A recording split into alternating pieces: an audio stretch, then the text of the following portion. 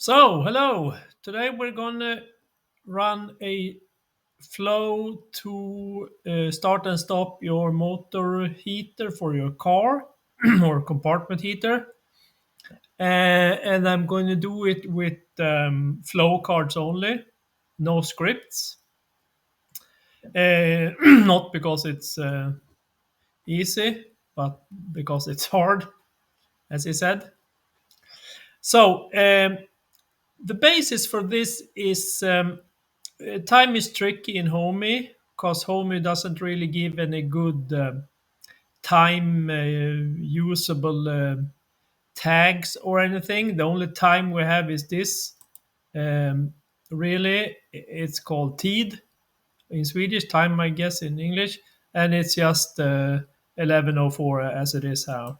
So that's not very particularly easy to use because you have to compare if you want to start something at some time. If you want to start something on exactly a certain time, you can use the time cards, of course, or you can actually, if I want to start something at 0000 colon, then of course it's just doing this, and we'll come back to this one. But otherwise, if we want to do something in an interval, start at some time, stop, it gets really messy. So what I've done is I've created a time for this flow that starts at 0 minutes every midnight, and it ends at what 1440 or something. So we count up every minute, every every minute we count up, like doing this every minute, uh, and then this is the reset for every midnight, and then we just add one. So minute counter per day, this is the time. So we add one every minute. So then we have like absolute minute per day. So that's the time measuring stuff we use. I'm going to show you later because this gets very complex, but I can show you, and I've done it anyway just to show you. Uh, I prefer doing it with some really simple scripts where you just um,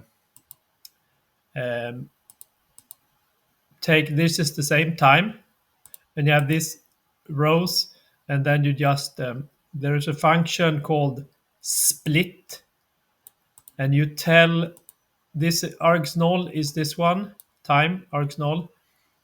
This is 11:06, and I just there's a command that says split the text up there divided wherever there is a colon in this time, and then you get input 0, which is the first one before this split, which obviously is 11, and then you get minute, and obviously 07, then you get 7. So that's and then what I do then is just if I test these, I will get 60 times 11 hours times 60 plus 7 minutes. So then it's always correct. Uh, this other method will also be correct always. If the HOME is not restarted, then it will not work. Just to show you how complex it gets not using these simple ones, I always argue for using these simple scripts. Complex scripts is complex, but simple scripts are simple. So anyway, so uh, I will come back to that later. So anyway, so we have the time, and then we have when to start the heating, or actually when do I want to leave with my car. So I have this is just used for my other to charge my electric car, but it's the same. So I have just one which is hour. I want to leave 7 hours and 0 minutes, maybe 20 minutes. 20 minutes past 7. And then I also have the month and I have the date and on of blah blah blah, lots of stuff here. But just for heating the. Now we just deal with this. So anyway, so I mean, in the basic case, you would argue that you heat the car. It repeats kind of every day. So and also sorry, and also I have like an on-off switch which we use here also in the flow. If you want to deactivate it or not for the next day, for instance, if it's a Saturday or something like that, when you don't go to work. So this flow, we have set now the when to leave, and then what happens when we change one of these hours or something, we create the leave minute in absolute minutes. So now we have leave 7 and 20. So we get heat leave minute is we can check. So it's 440. That was this morning. So I have heat leave clock time here also. 7:10 is 440. I don't use that. It's just for show. So anyway, so then uh, then every minute, of course, we need to check if it's time to start. So here up here we have minute. So we go through and we change the leave minute per day and so on. And of course, the next don't bother about this up here for now. So then we come down here, and now it's time to check: should we start or should we not start heating? So, and for you to show you, I made a flow of this, which can be started just to simulate and stuff to test it and everything. So there's some more garbage here that you don't need um, in the production state, so to say. So what we do here is first we set a max car heat max temp, and that is the temperature where we say above this temperature we don't heat the car. Um, and then we have the outside temperature, which in this case is a tag. So for instance, so this is just when I use this flow over here, I have a start tag, and this is minus something or whatever temperature I actually have, which would be maybe your outside temperature now or outside temperature last 6 hours average or whatever. So, and then so then of course we compare the temperature that is with the max temperature, and we say, okay, it's too warm outside. We don't heat the car. Otherwise, it's colder than the limit. Okay, we get down to we take the limit, we take the actual, and the difference between those, and then I made a factor here. And of course, you can have several factors. You can have, for instance, if you have the fact, if you have this is if you remove this elevate exponent of 1.1, if you set that to 1, of course, you get 1 minute of heating per degree difference to 5. Okay, so and if we have a 2, of course, we would get the square. 2 minutes is 4. 2 degrees is 4, and so on. 3 is 9, and so on, so on. And of course, we could also multiply. We could do whatever you want here. Just and you really need to test. I would believe that heating the car in minus 40 require more than 40 minutes more than 0 degrees, maybe. Or actually not. I don't know. Then maybe you want to have zero point 0.8. I haven't tested this actually. Of course, it depends how good compartment heater you have, and so on and so on and so on. So this factor you have to figure out yourself, which is the least. Of course, you want to heat as little as possible. So anyway, so you have to fiddle around with this to see that's enough to get the car warm. And the motor would be warm and the engine, but the compartment might be another stuff. So anyway, and then what I do here, if we pass the limit of 5 degrees as I've had here, I always start with 10 minutes in this. You can have whatever you want, but I think it's kind of silly to go down to 0 minutes when it's just or 1 minute when it's just 1 degree. So you get so you have some the base time is 10, optional of course, and you could have the plus 10 in here also. This is just to show you, it's easier to show you how it works, but I could have plus 10 also in here after everything. So and of course the calculations, you need the double curly brackets and so on, and watch out for the parentheses when you make these calculations, because if you miss a parenthesis you will get gibberish. And also, as you see here, this is text variables actually, but you can use text variables as numbers if they are indeed a number. You can actually also count with booleans, the red ones, as because they become 1 and 0 in calculations. So and then and what I do, why I have these not using the numbers here, is just it fills up the insights with a lot of things I don't want to track. So then we move on. So then now we have, when we decided how long to heat, then I call this car heat offset minutes, which is this one. And then we go over to the heat. Then we decide when to start. Oh, obviously it's the leave minutes minus the offset minutes. So then we set this variable. And here is a function to handle when we heat across midnight. We'll come back to that one. Because if you work the dog yard, the graveyard shift at the mines, the coal mines and the graveyard shift, then you start at 2 o'clock in the night. Then you have to heat the car because you have 3 hours to drive to the fucking mine.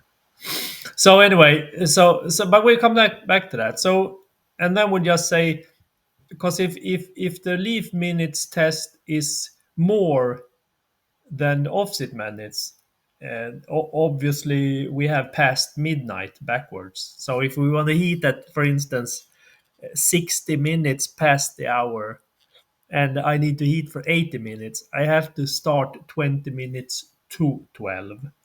Okay, so that we have to handle separately. So now we're on the positive side. So then what happens? Then we check.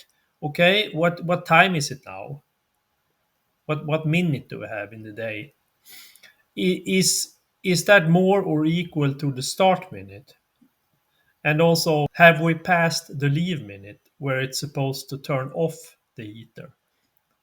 So if we just do, I don't know what values we have here, but we can try. So now we have, okay, we have 668. That's more than, that's the wrong. I don't know what.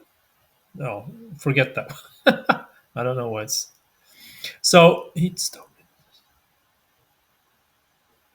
I haven't run the flow. So okay. So anyway, this is just if we're outside the interval, in the interval, or we're past the interval. So obviously, if we pass, we run here and then we stop. And this, I have the compressor. I just use the thing I have in the garage to start and stop. And if we want to start, I have also this heat on. Is the heat on off? With just a, you can have optional, and of course so on, and so if it's on and the heater is off, turn it on, and so on. And then And why it's important to have this, of course, is other guys you get a lot of messages here, so you only want to turn it on when it's on. Uh, so if it's on, it's on. It's just well, it's always easy to have something on when you want it to be on, but the trick is to if you want a message somewhere that something is on and don't want to tell it every time it tries to turn it on when it's already on. So that's why. So this only makes one message per on sequence. So then if we are on the other side of this midnight, we will just do some more calculations here to figure out the start minutes and so on. And I just calculated backwards somehow. Let's see. Yeah, because I get a negative value here. So what I do then is I take the full hours in a day, 24 hours times 60 minutes, and I deduct. I have plus here, but it will be a negative value. I deduct the hours before midnight, and then I deduct the value I get here, and then that gives me the time, how many minutes before midnight, and so to speak, we calculate the backwards, the start minute to the current day instead of the next day, because in general we talk about the next day something happens, but if we are just before midnight, it becomes like today. I mean, you see in Back to the Future, it's impossible to get around this stuff. So anyway, I will show you later when we do a simulation. If minute counter per day is more than heat leave minutes, then we turn off. So and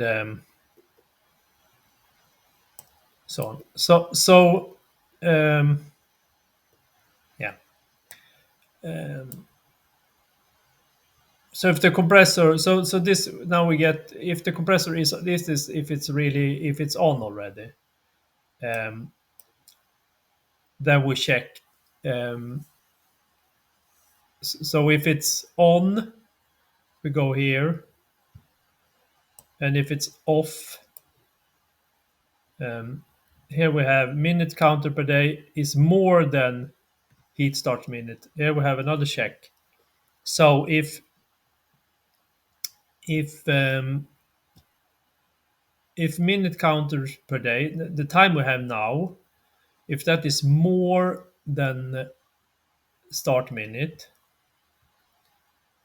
and we have this negative time, because we start before midnight. So okay, we decide this when we get here. We start before we know we start before midnight. So then we have to start. So and then we do this check. So we start. We if we pass the start time, we go down and we start, because we start at like 1200, for instance, minutes a day. So okay, and then if we have and then we need to stop it, but then we need to stop it the next day. So after while this is running, the counter for the day will reset to zero. Okay, so if when we get to here the next time, um, the compressor is then on because we turn it off on down here, so it's already on. So if it's on and minute counter per day is more than leave minute, okay, so for instance 30 minutes past midnight and the leave minute is 20 minutes, it will turn off. So it becomes a bit it's a bit confusing here, but I assure you it works. So that's why we check this, is it on already? Because we have this reset of time. Otherwise, we'd have to have some really absolute time starting.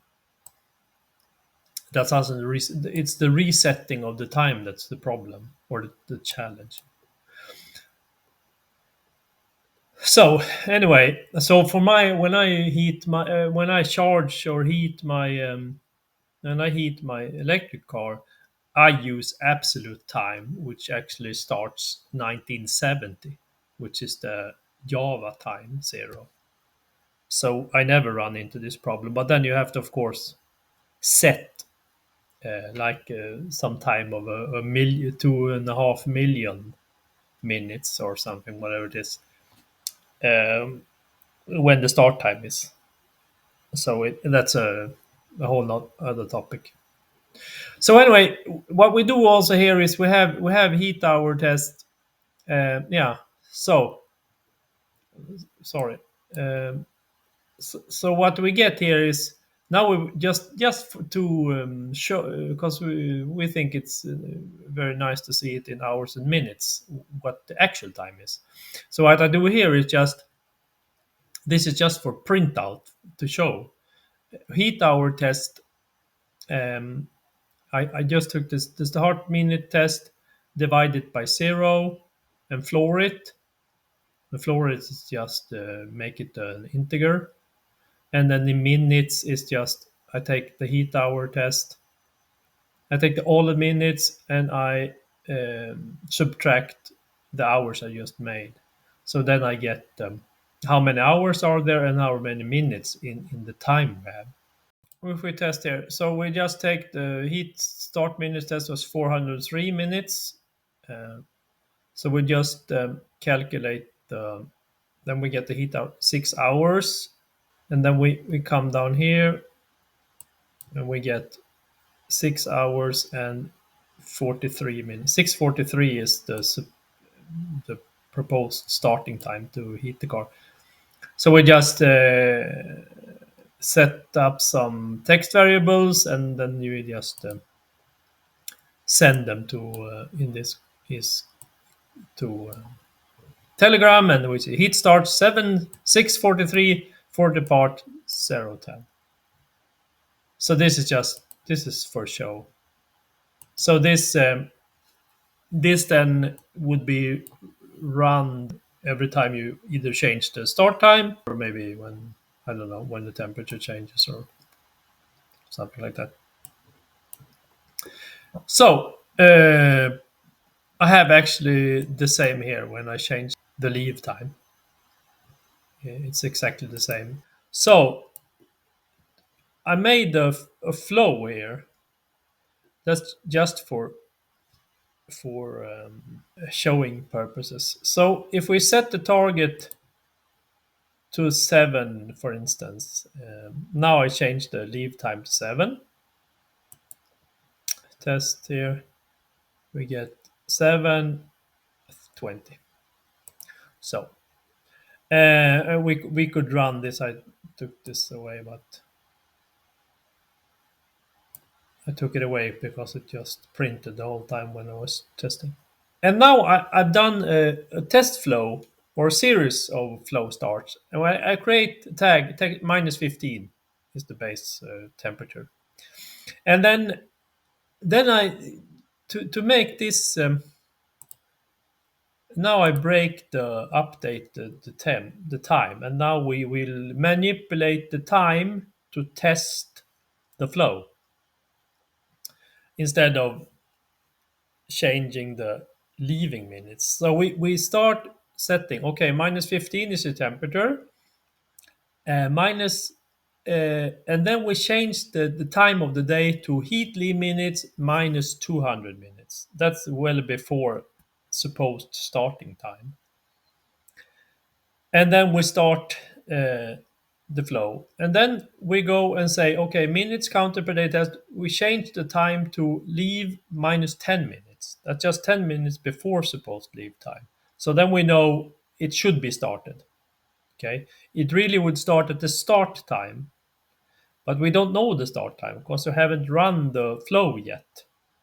Well, we ran it a minute ago, so of course we know it because the temperature doesn't change that much, but it doesn't matter. We're within the start time, and then we run that one, and then we do 1 minute past the leave time. Then it's supposed to go off, and then we run the flow again. Run the test. Here's open. This is a really nice way to test stuff to make just a kind of a staggered flow. Maybe if you can hear it in the background, the compressor in the garage went on. So we get, this is just some information. So here we have heat starts time 4:30. Okay, so we had 4:30 somewhere. Yeah, 4:40 minus 10, 4:30. A heat stops time 4:41. So it's have 4:40 plus 1 time. So now we manipulate it. So see, it starts, it stops, as it should.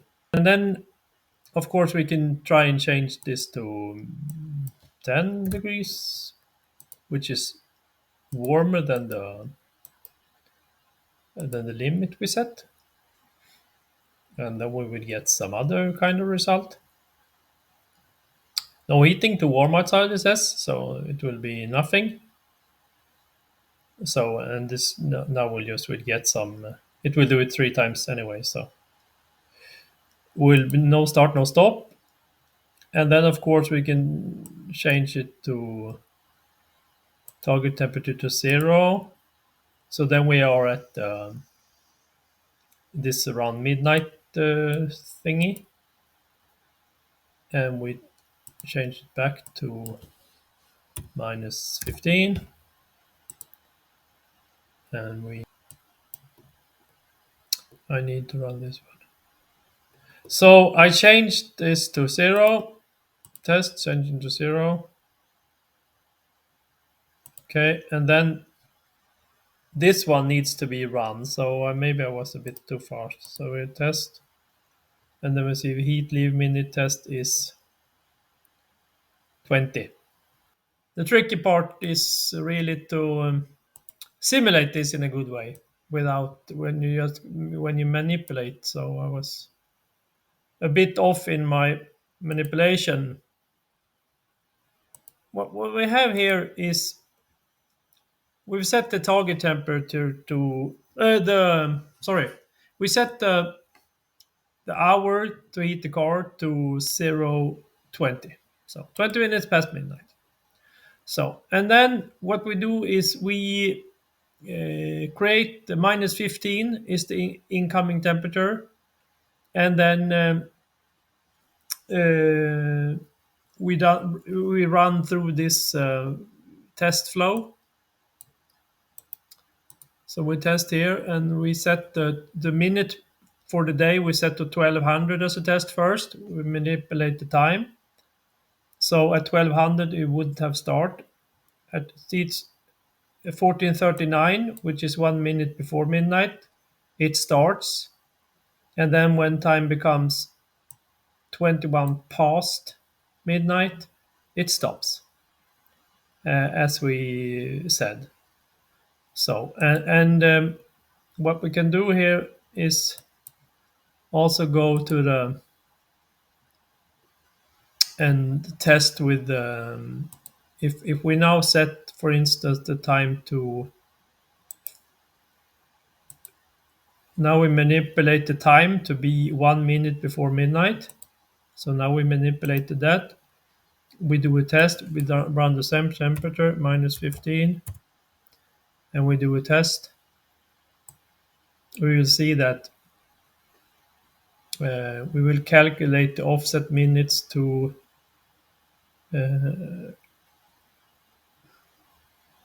37 minutes. So then we get minus 17 for the start minute, which means we drop over to before midnight. Then we do this calculation.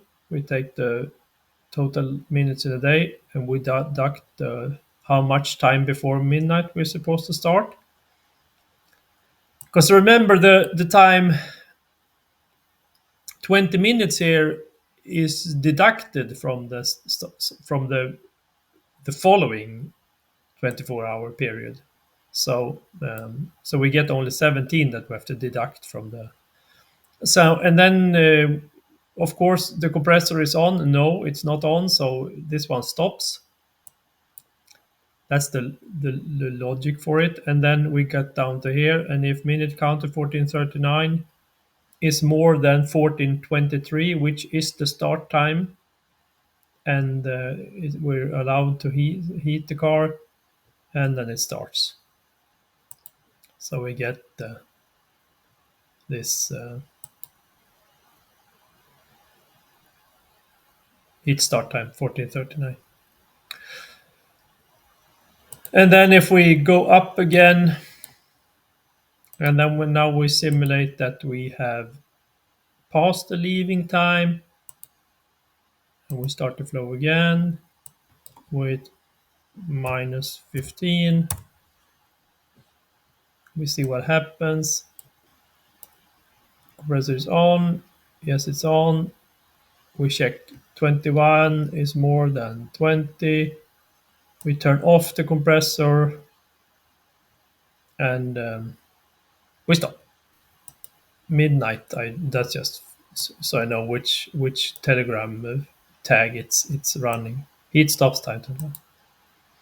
The compressor actually stopped before. If you hear the compressor noise in the video, but that's because it was full of air. So and then yeah. So that is the logic for this stuff.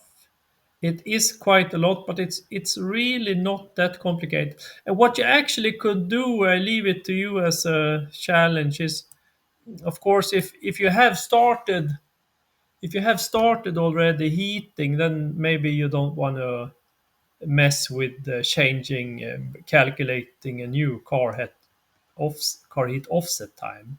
You would lock that in. So what you would do inside here somewhere is if uh, if the heating is on already, don't do this offset minutes calculation. That you'll have to figure out yourself. It's not complicated. So that's the logic. So you get two branches. One is if this before around midnight, and if you don't bother about the midnight, you could actually cut out a lot of this part and just use this one because it will suffice.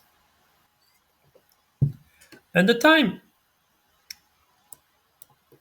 I showed you this before, but if you do this variant, for instance, like we are now, we are in the wrong because we've been manipulating the time a lot. So if we run the test from here, we would get 21, which is way off. We're at like in 800 or something, 600.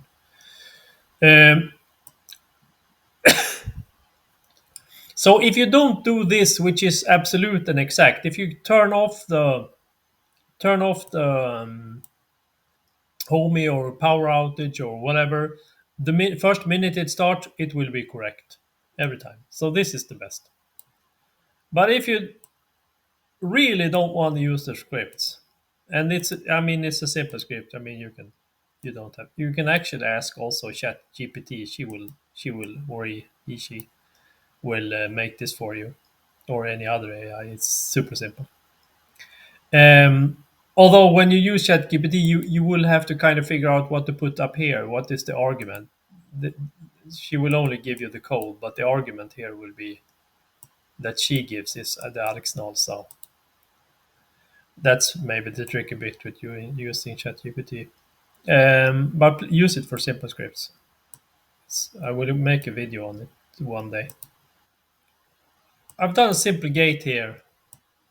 This goes more for the general HOMEY ability training sessions stuff.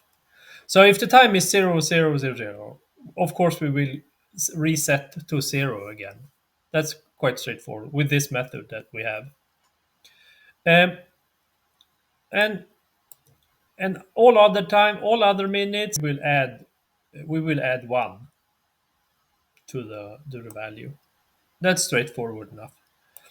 But if we now have a power outage and the homie has not counted, and you're off in the number, when the time is contains 00, just which becomes every hour, okay, then we do this check, and then I have this mathematics here, which is the modulus of a number. The modulus of a number is what is left over after you have divided it by another integer. We run the correct time.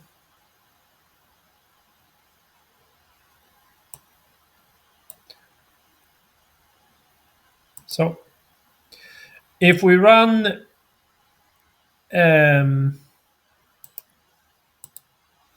we test now, 722 by 60 as a modulus, you get 2. 720 is 60 times 12, so we have 722.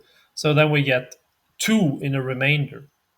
And this remainder, when this is not 0, obviously we should get 0 because it's a full hour. Okay?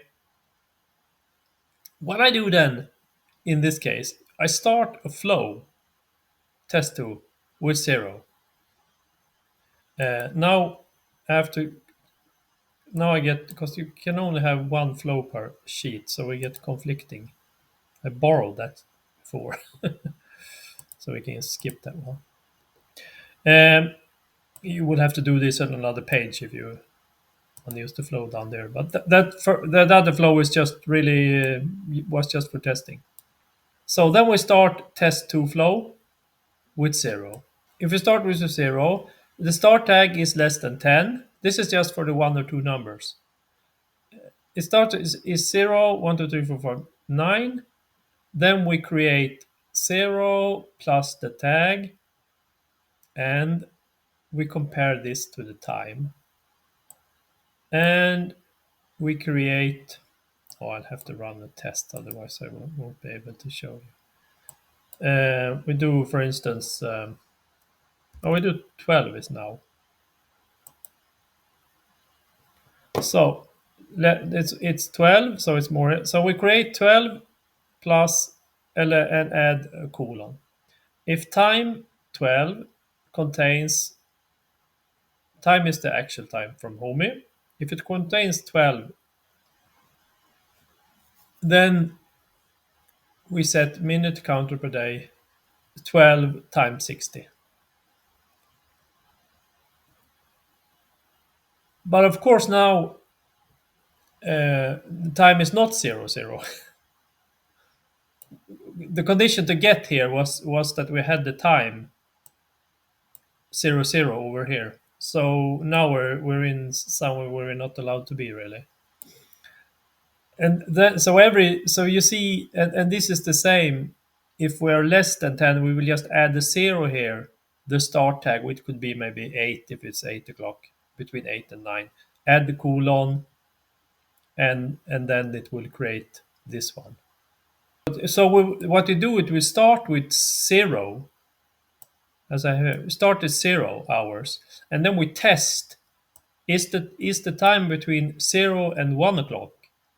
No, it wasn't. Then we end up here. Is it between 1 and 2? So we add 1 here. So there will be, this one will be started with increasing hour all the way up to 23. If you want to do this way of not using the script, of course, every hour would be a sufficient enough risk to take for the heating of the car if the HOMEY was off. So it's not, it kind of works, but it's yeah, you get it. This is much simpler, the scripts, but this is possible. Maybe there's a better way. This was the only way. I wouldn't say the only way, but this was the least complex way I could I could figure this out. So if we have a negative result on the identification here, um, then we just run this flow again until we are either run out up to 23, which shouldn't happen, or that we are actually in the found the correct hour. Since this takes less than a minute and we are in the 00, this will start when the time is 00. So, but actually, if you were really, you could actually add 00 here and 00 also here, then it would be, if this thing would take more than a minute, this would be 01. But if 1 minute off, it's not that bad either. So yeah, you get my point. It's a bit of heuristic, since we actually don't know how much time this flow takes, but I would guess 6 seconds or something. So, and you have a minute to go. 12-hour average temperature is a good one to use. And of course, you have to connect this one. So, and if you want, block the new offset time calculation. Or actually, you could also move the offset minutes operation outside of this part of the flow, and make it just that if the offset temperature, if the temperature outside changes more than a degree or 2 degrees, calculate the offset minute. So you really don't have to calculate it every time inside. But I won't use this one. This is just for you guys and the YouTube channel. So otherwise, I would have also made that outside of this flow. Then you don't need the condition of the. So to be clear, if you have a temperature change, check every hour what the temperature is, and do this offset minute calculation. That would be much nicer. Yeah, and I think that is kind of it. So, just showing you the full flow, um, just so you can see more in detail. So I will pan slowly over it, and so as I talked about in the video, I moved the calculation of the offset time outside. So the difference here is every minute, of course, it does the testing of everything. And then if the time contains colon 30 and the heating is off, we check the offset time instead of inside the start stop checking thing, as I said. And then just panning down here, I just move this calculation of the when you change the desired time goes up, and then it uses the, when you change the start time, it also checks offset minutes, so you get output of the correct start time and stop time for the heating, just this flow. So I just changed in the way it is executed. So if you change the leave minutes, you have to change, then you of course will change the start minute. But if you change the temperature changes, so the offset minute changes, of course the leave minute is the same, so you don't have to run this when you change the leave minute, but you have to run the this one when you change the, or you have to deduct the offset minute when you change the leave minute. So so since I moved this thing here, there all of this is now just a line instead of all of that stuff. Because we have already calculated the heat start minute over here, so we don't have to do that. So, and you see up here, there's no changes in this one. It's the same as I showed you in the video. This is just so you can see a bit better. And since I removed the communication of the start time from here, you had some lines here. Those are gone because I moved it over there. So, because before, every time we did this, I issued the start time, which is unnecessary. And I removed some of this communication stuff for me. Yeah, so now I think I've panned over most, so you have the chance to see everything and compare what you want to do. So, thank you.